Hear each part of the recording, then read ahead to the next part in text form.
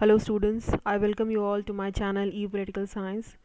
Today we are going to discuss an important topic on Your Laws, Your Rights paper, that is for third semester and fifth semester both, since fifth semester syllabus has also been changed now and the course is Your Laws, Your Rights. So these are the things which you all have to read.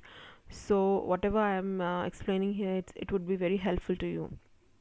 So let us start discussing criminal justice system. Criminal justice system first unit में आपको पढ़ना है criminal justice system, और फिर दूसरे में आपको पढ़ना है क्रिमिनल जस्टिस लॉज या law and administration in India. So first of all we are going to understand what is criminal justice system. Okay, so you can define it.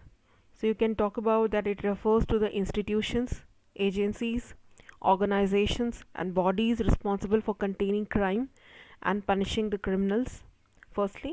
Secondly, since criminal law in India is mentioned in many sources, and what are those many sources that you need to identify? First one is Indian Penal Code 1860, Indian Evidence Act 1872, CRPC Code for Criminal Procedure 1973. Okay, so these are the sources. Then you can elaborate on what do you mean by Indian Evidence Act. So Indian Evidence Act sets the rules under which evidence is admissible in Indian courts. कि जो evidence है उसके आधार को ये तय करता है पूरा 1872 का जो इंडियन एविडेंस एक्ट है. फिर code of criminal procedure CRPC जो 1973 में पारित किया गया था. ये बहुत ही इम्पॉर्टेंट कानून है.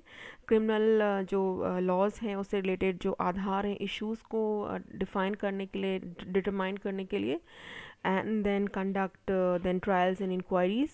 So first you can write that CRPC 1973, it outlines the procedural mechanisms for prosecuting criminal acts. Secondly, provides for the criminal courts. Thirdly, conducts police investigations and arrests. And fourthly, holding criminal trials and inquiries.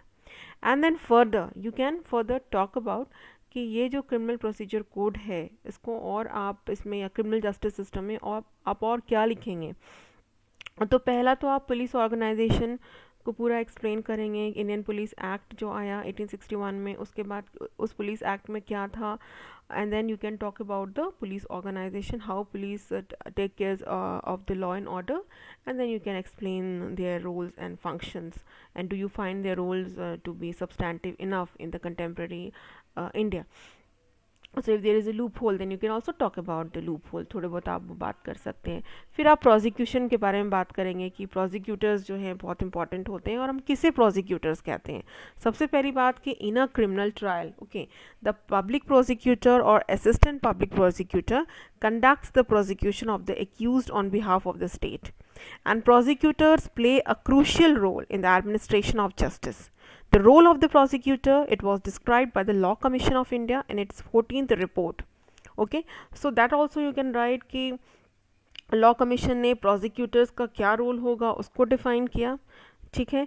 और फिर कुछ समय बाद जो CRPC amendment act आया 2005 में, उसमें भी ये प्रोसिक्यूटर को लेकर के कुछ बातें कही गई, और वो क्या थी? Establishment of a directorate of prosecution comprising of a director of prosecution and required number of deputy directors of prosecution appointed by the state government.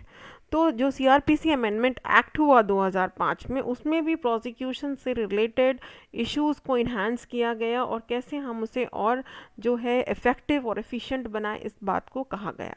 तीसरा, आप कोर्ट्स की बात कर सकते हैं कि कोर्ट्स का सिस्टम कैसा है, कि हम पुराने मॉडल को, ब्रिटिश मॉडल को फॉलो कर रहे हैं. एक हायरार्किकल मॉडल है और फ्लो करता है supreme court, then high court, then district court, and then lower courts. It's a highly centralised mechanism. तो उसकी बात आप कर सकते हैं, जजेस, जुडिशरी और ये सारी चीज़ें. हालांकि मेरी जो रिसेंट बुक आई है योर लॉज योर राइट्स की, मैं डिस्क्रिप्शन बॉक्स में उसका लिंक भी शेयर कर दूँगी. उसमें सारा कुछ है, सारे डिटेल्स हैं. So from that also you can buy it from Amazon. It is available Hindi में भी. अब रिसेंटली अगस्त एंड तक आ जाएगी हिंदी में भी. तो both for third semester and fifth semester is a very elaborative discussion, and all the facts and data you will be getting there.